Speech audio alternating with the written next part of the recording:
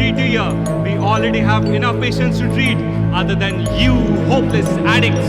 Tired of hearing the same thing again and again, Meenakshi returns back to her rundown home. She used to work as a household help in a nearby town, but as her disease worsened, she had to stop working. For 12 years, she was blissfully married, but as her conditions worsened, her psychotic episodes brought out violent outbursts. She used to beat her family members, bite her children, scream until her voice broke, and in her worst moments, urinate in thalis. The marriage, once a source of joy, crumbled. The entire village considered her to be an addict, a drunkard, a witch. The only ones who considered her suffering were her two children.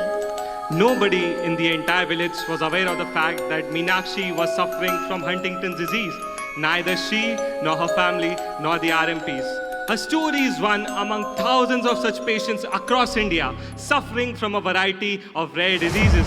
People who have no solution, no treatment, and no diagnosis being made. Their voices remain unheard, their battles unseen. This is their story. A rare disease, it may seem distant, but for more than 300 million worldwide, it's a harsh reality. According to the WHO, a rare disease affects less than 10 people every 10,000. Yet globally, more people are affected than the population of the United States. In December 2021, the UN passed a historical resolution addressing the challenges faced by these rare disease patients. In India, their number is a staggering 7 crore, more than the population of Telangana and Kerala combined, yet they remain invisible to the public eye. It was only in 2017 that India passed a national policy for rare diseases.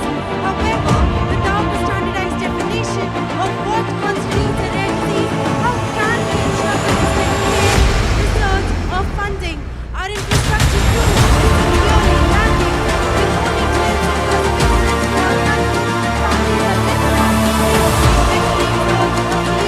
It takes 5 to 7 years to receive a diagnosis. For those who know, the cost of treatment is astronomical.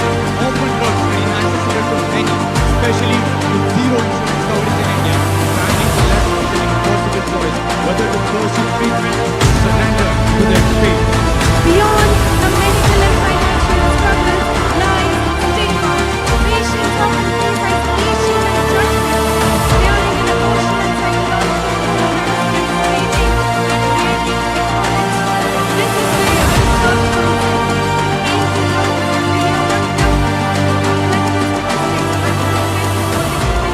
beyond the quality of life, the mental health struggles, the stigma faced, and the healthcare satisfaction. We conducted a cross-sectional questionnaire-based study focusing on the patients diagnosed with rare diseases listed by the National Institute of Health aged 18 to 65 years.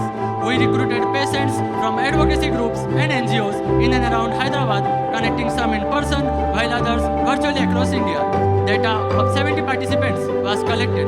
Descriptive statistics were expressed as mean and standard deviation. Further, correlation with respect to age, socioeconomic status, gender, and specific disease categories were established using various parametric tests such as one-way ANOVA, t-test, and independent test, after assessing normality using KS test.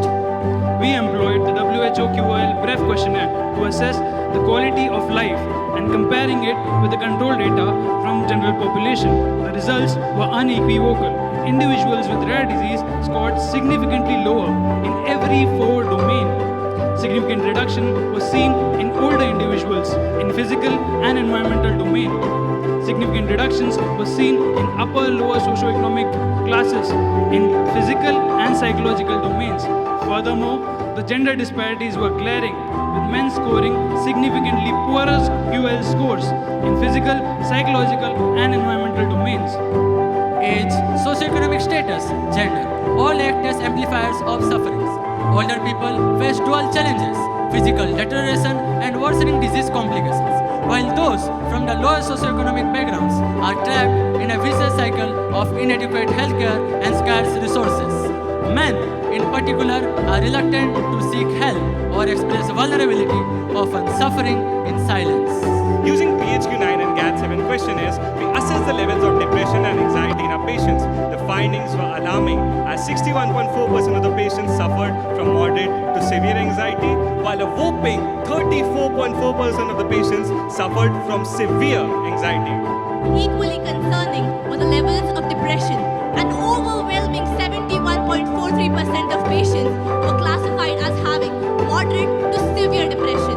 Further analysis revealed that depression levels were significantly higher in the upper middle class group. Anxiety levels escalated significantly with age. Women reportedly noted higher levels of anxiety. These data reveal a sobering reality. Upper middle class patients are burdened by societal expectations. Age further worsens the emotional landscape as older individuals confront greater uncertainty regarding their health. For women too, the psychological health is impacted by societal expectations. The stigma associated with mental health adds to the plight of these patients. We developed a stigma special questionnaire incorporating both the ISMI and the SSCI-8 questionnaires. We found that social stigma was significantly greater in patients suffering from blood and neurological disorders, and societal stigma was significantly greater in patients of lower socioeconomic groups. The stigma surrounding the blood and neurological disorders is often fueled by fear and misinformation. Lower socioeconomic groups' lack of awareness only compounds this problem, leading to greater discrimination and isolation. Cultural norms view rare disease as a weakness, isolating these patients, stripping them of their dignity and support. Our study uncovered another grim reality: dissatisfaction with healthcare services. We utilized the PSQ-18 and HCR questionnaire to evaluate this. Our results showed participants with blood disorders and neurological conditions often have a high level of dissatisfaction with healthcare services. There was a striking difference with healthcare satisfaction among old age patients, with old age patients showing high level of dissatisfaction. These findings paint a stark picture. Older patients with blood and neurological disorders find themselves abandoned by the healthcare system. This disconnect between the care they expect and what they get leads to a deep sense of isolation and frustration. To address the challenges faced by people with rare diseases, we need three solutions. First, resource advocacy, public awareness, and making the resources more accessible. Therefore, as we talk with patients, engage in research, and attended events, we realize the importance of a lot of things. Many of these, such as establishing the National Rare Disease Registry, enhance support to the patient. We realize the importance of awareness at the local level. We put posters in housing societies sparking curiosity among the neighbors. They offer logistical support, demonstrating how a simple poster can impact a patient's immediate surrounding and improve their quality of life. This supports that we need a nationwide awareness campaign, school collaborations, government portals, helplines, and legislative support. We propose a multilingual national website to streamline patients' access. Patient would simply select their diagnosis and location, and they would get whole information on their disease, nearby treatment centers, local support groups, and financial aid opportunities. This initiative could drastically improve lives across India. The entire rare diseases aren't just rare in their impact. They affect the entire family, communities, and the entire health system at large. Beyond every number is a real person, a child, a mother, a friend, each one facing a battle they didn't choose, and one that is fought in silence. It is not enough for us to simply know. Let's ensure that those battling in silence are heard, supported, and never forgotten. Because the most unsettling truth about rare diseases, they are rare only and only until it happens to you or your loved ones.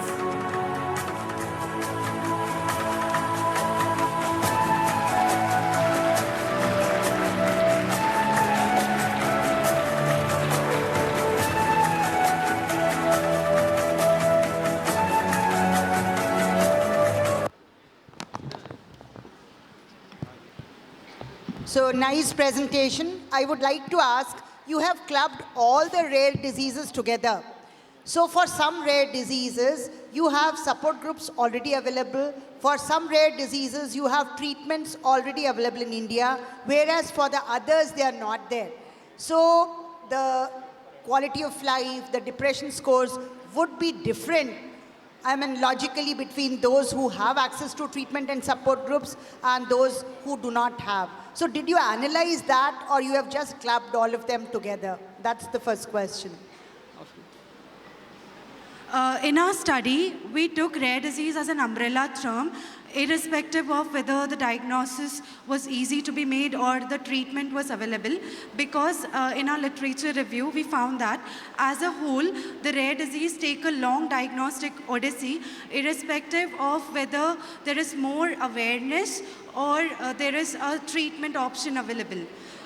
Talking about support groups, yes, there are nationwide support groups, some catering to multiple rare diseases at large, some catering to only single rare diseases. However, after a diagnosis is being made, the patients, in order to access these support groups, have to go through major hurdles because there is a lack of awareness among the diagnostic professional as well as the patient that such kind of support groups even exist.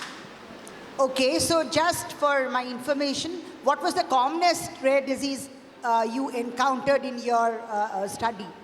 Ma'am, we contacted different, like, my friend said, that we took rare disease as an umbrella term.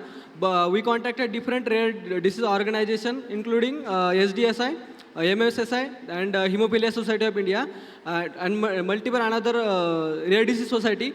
We emailed them. We got if we got positive response, then we got the data from that particular organization. Then only we after that we analyze the data. So in that MSSI is there, SDSI is there, and Hemophilia Society of India is there. Actually, we got positive response from only these three organizations. Yeah, so I think going forward, this is a very good topic, but you should analyze rare diseases separately. So that would be better. The other thing is, you said the men fared poorer on the responses. So that's curious, because generally quality of life and depression scores and all are worse in females. Here you said the men scored worse. How can you explain that? You said the men did poorly. Their scores were lower in your study. The men with rare diseases had more depression, poorer quality of life. Ma'am, as in general, we can see that men's are more those who have taken, their men's have more challenges to face, including society. They have to maintain, take care of whole family. In normal chronic ill patient, what happens even if he is chronically ill, he can manage all these things, he can manage his job, he can manage all the things, he can take care of his family. But in rare genetic disease patient, what happens? The patient totally gets dissociated from all his workings, all society, so he will not be able to cope the responsibility that he is having. So that's why we think that in our case that males are having more levels of depressions. Thank you, ma'am. I would like to add to the question. One thing we noticed as a pattern in all the cases which we found is that the men with rare diseases were mostly working men. And what happened is that when they were working, the quality of life was severely affected, as they were sometimes the sole breadwinners in the family. And this led to increased anxiety, and all the scores were faltered, mainly because of the fact that they could not work. And this was a great kind of concern for them, because they felt that if they can't provide for the family, they have failed. So this was one recurring theme that occurred throughout the research when we talked to the patients. That's right. Apart from men, you also said that geriatric age group. So are you aware of geriatric clinics functioning in all the public sectors? Did you all go there and survey anything? Did you find anything there about Can the you function? please repeat your question? Apart from the male suffering more, you said the geriatric age group, isn't it? So did you all go to the geriatric clinics, and can you make a comment on the geriatric clinics and the functioning of these clinics in the state of Telangana? At least a few centers. Have you surveyed it? 12 centers. Because Ma'am, that will reflect the functioning of the state. thank you, ma'am, for your question. But as such, for rare diseases, there are 12 centers of excellence that Government of India have notified. So, including that, Hyderabad has 2 centers. NIMS Have you visited those centers? Ma'am, these centers we didn't visit, but we visited that organizations that we sent it that emails, that SDSI, MSSI, and Hemophilia Society of India. Maybe if you have visited the centers, you would have gathered more information. isn't it? Ma'am, due to time constraint, we were not able to. Yeah, very good presentation. When Hemophilia Society is very well knit and they get grants from across the world, since it is registered with the Hemophilia Society internationally. The so-called male stigma applies probably to the Hemophilia Society members, since it is mostly a disease which might affect more and more boys rather than any girls. Overwhelmingly, unless you have two carriers, it is impossible to get the disease in girls. It's an X-linked recessive. So that is fine. So that is the reason. But we have been struggling for the past, now we have completed 25 years for the Hemophilia Society in Hyderabad. The Hyderabad chapter is now 25 years old, and we support them with everything free. The drug is free for them, the immunoglobulin, the recombinant protein is completely free for them. So we do not charge them anything for giving it. We also take care of all the complications which occur from that. Let us say they have a hemarthrosis, they need help for getting a tooth extraction, they need to go for a cataract surgery. Everything is taken care of. In fact, the biggest center is in this hospital. For example, there is a special chapter in Osmania General Hospital for the Hemophilia Society and the Von Willebrand Factor Society. Both of them come under the same umbrella. So we provide everything completely free. So the orthopedic care they require, the neurosurgical care, the general surgical care, the dental care, the ophthalmic care is all provided free by the society. So there is absolutely no burden on the individual except to be a member of the society, which is once again free. We don't charge a membership also from the society. My question is about you have found a lot of depression and anxiety in those cases. So are there anyone to take care of those kind of illnesses which are commonly associated with rare kind of diseases? Sir, Did you inquire about any treatments on psychiatric treatment? That's question what. like, or do you are not. Did you properly- inquire about psychiatric treatment for these cases who have anxiety and depression in the case of rare diseases? Sir, consultation with psychiatrist can help them to cope up the psychiatric condition they are having. But some rare diseases like Huntington's and other that affect neurological condition, that disease itself has a pathology to cause psychosis, and in that cases we can't do anything. Medications can help, but more psychiatric visits and more consultation can help the patient. Did you inquire about the same? I'm asking you, did you inquire about in these cases where you went to organization? Yes, sir, we inquired about it, and some of them are on SSRIs like citalopram and escitalopram, and some are seeking therapy.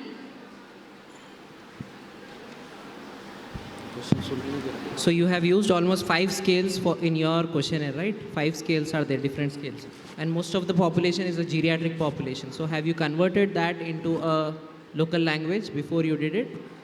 Sir, we converted this all the questionnaires into Hindi language. So we went to a proper process of translation, consisting of team of our CFM department and other translators.